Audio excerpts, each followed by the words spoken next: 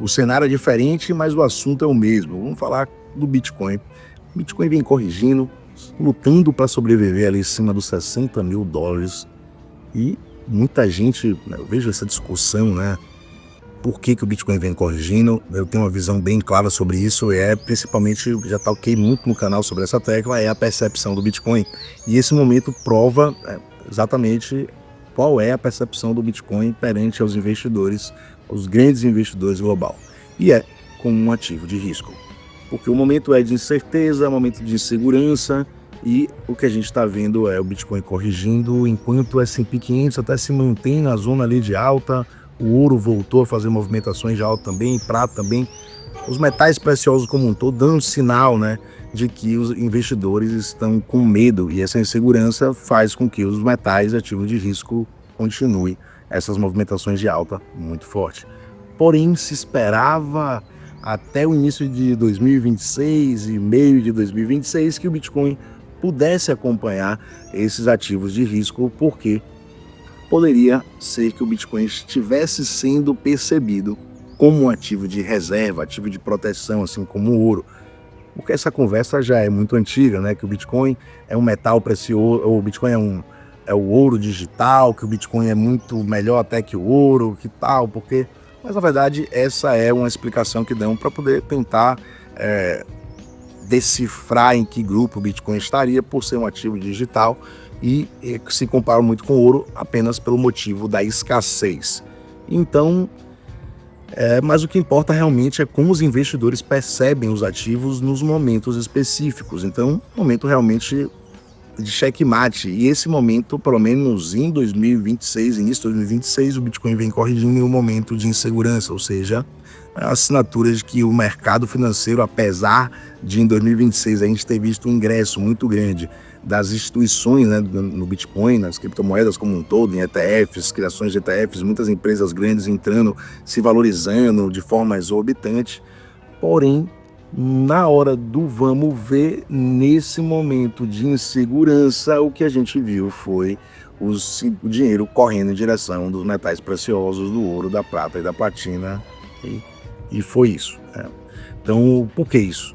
Na verdade, a maioria dos investidores são pessoas mais velhas e, historicamente, esses ativos, esses metais preciosos, eles têm e desempenham muito bem e têm um valor, historicamente falando, muito importante nesses momentos. E é por isso que o Bitcoin, por ser mais jovem e ainda tem uma volatilidade muito grande devido ao tamanho do seu market cap, ou seja, o quanto de dinheiro tem ali dentro, permite com que a manipulação do Bitcoin seja ainda mais fácil do que você conseguir manipular um ouro, uma prata, uma platina, que também são possíveis de manipular, mas você precisa de muito mais capital para conseguir manipular esses ativos que têm um market cap gigantesco. Tanto é que essas manipulações, com muito esforço, conseguem variações de porcentagem, às vezes não tão muito grandes. A gente viu, sim, casos excepcionais, como a gente viu esse momento pouco tempo atrás, a prata corrigindo quase 40% ou mais de 40%, cerca de 41%. O ouro também chegou a corrigir 20 e poucos por cento, 21%. Sim, isso são manipulações em busca de liquidez, é natural a manipulação, não é nada para você colocar como em crítica, né, em termos de crítica, pejorativamente falando, esses mercados são manipulados de forma pejorativa, não entro mais nesses mercados. Não, meu amigo, todos os mercados são manipulados e a manipulação existe porque os investidores estão em busca de liquidez. E é simples, isso faz parte do jogo. Não é como você ir pescar e não querer tomar uma picada de mosquito. Tá de brincadeira, né, meus amigos? Não existe, faz parte do jogo, entendeu isso? O jogo tem suas próprias regras e funciona da forma já pré-determinada. Né? Para você conseguir ter lucro, você precisa passar e sobreviver a essas manipulações, e é assim que acontece. Estar esperto, ter conhecimento para poder se posicionar bem, se proteger bem nesses momentos. Mas é isso, a manipulação vai acontecer sempre em todos os grupos de ativo. Claro que quanto maior o market cap do ativo, maior a dificuldade para as baleias, para as grandes instituições conseguirem manipular grandes quantidades de porcentagem a esses ativos, de variação de porcentagem a esses ativos. Mas então, vamos ficar ligado nesse padrão que eu tenho aqui trazer para vocês do S&P 500.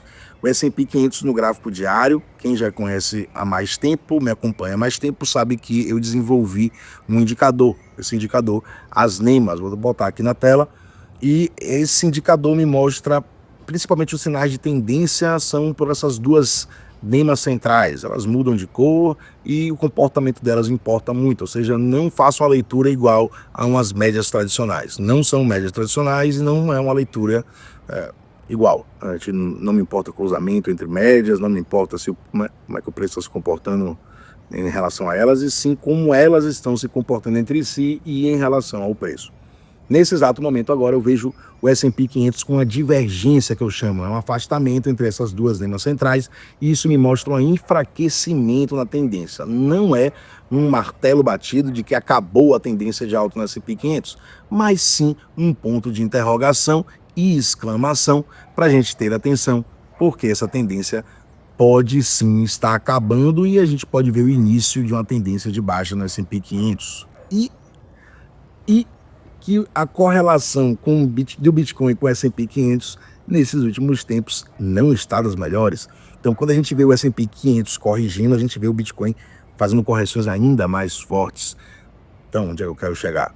Se esse padrão de baixa aqui do S&P 500 continuar progredindo, né? Na verdade, continuar progredindo não, ele nem começou ainda porque as lemas não estão na cor laranja e não estão apontando para baixo ainda. Ou seja, eles estão, está mostrando aqui o indicador é um enfraquecimento. Mas caso esse enfraquecimento se transforme realmente em uma tendência de baixa e a gente veja o S&P 500 por fim começar a corrigir, porque o S&P 500 vem fazendo fortes movimentações de alta há muito e muito tempo. Então seria natural também em algum momento o S&P 500 fazer em correções mais fortes. E eu acredito que se isso acontecer, o Bitcoin pode vir a sofrer bastante. A gente pode ver o Bitcoin fazendo correções de 70%, 80% facilmente, caso essa tendência de baixa no diário aqui se inicie e venha trazer o S&P 500 a fazer fortes correções aí. Então, muita atenção a esse padrão de baixa aqui do S&P 500, que se o preço começar a trabalhar aqui abaixo dessa segunda lima central aqui, né, no 6.876, pode complicar para o S&P 500 e pior ainda para o Bitcoin. Bitcoin gráfico semanal, a gente também está num padrão de baixa já muito forte, também não, né? A gente já está em um padrão de baixa do semanal muito forte, como vocês podem ver, o preço vinha trabalhando acima das duas limas centrais, que estavam na cor branca e juntas, isso demonstra força na tendência. Então a gente tinha uma tendência clara no semanal durante muito tempo, pelo menos desde 23 de outubro de 2023, o indicador apontava a tendência clara de alta no semanal.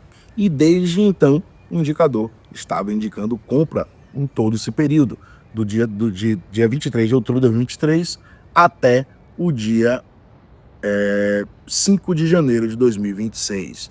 No dia 5 de janeiro de 2026, o indicador virou o semanal e começou a apontar padrão de baixa aqui. Esse afastamento já mostrava e apontava para a gente um enfraquecimento na tendência de baixa, ou da tendência do semanal, e quando o preço começou a trabalhar abaixo das duas lemas centrais, elas apontando para baixo na cor laranja, né, bateu o martelo que o Bitcoin estava na tendência de baixa no semanal.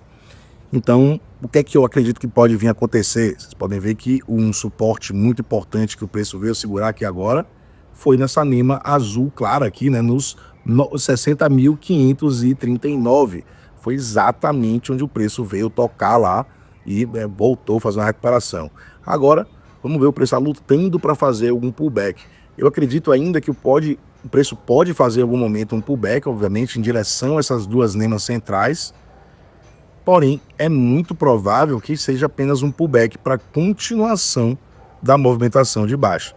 Tá troncho aqui o risco que eu tô fazendo aqui, mas é isso aí. Então vamos ter um pouco de atenção e cuidado com esse padrão de baixa no semanal, porque isso aqui pode ser uma armadilha. Quando a gente vê o preço subindo, muita gente vai querer começar a comprar, acreditando que voltou a tendência de alta do Bitcoin, porém, pode ser apenas um pullback para continuação de movimentação de alta. Então, eu digo para vocês terem cuidado, quem está muito comprado, muito exposto no criptomercado como um todo, se acontecer e quando acontecer a movimentação dessa de pullback, seria um momento ideal para estar podendo fazer realizações, diminuir um pouco a exposição, essa é a minha visão, e poder ter mais caixa caso o preço, né, continue a corrigir e venha voltar para movimentações de baixa. Então essa é a minha visão aqui do criptomercado e ancorado ali um pouco no que está acontecendo no mercado tradicional também. Vamos ter cuidado, é melhor ser prudente do que ficar aí preso no ativo durante muito tempo dentro de uma tendência, um padrão de baixa que dure meses e mais meses. Mas é você ter caixa para quando, e se isso acontecer, você conseguir comprar em preços melhores, mais baratos, conseguir melhorar seu preço médio do Bitcoin e das suas criptomoedas que você esteja investindo. Meu nome é Genaro Ramos. Se você ainda não está inscrito no canal, se inscreva, deixe seu like e, é claro, alerte o sininho aí para o próximo conteúdo. Tamo junto, deixe seu comentário aí, quero saber qual é o ativo que você quer que eu dê uma olhada aqui também e coloque as lemas também no indicador para a gente ver como é que tá. Tamo junto, valeu, até o próximo vídeo e um abraço.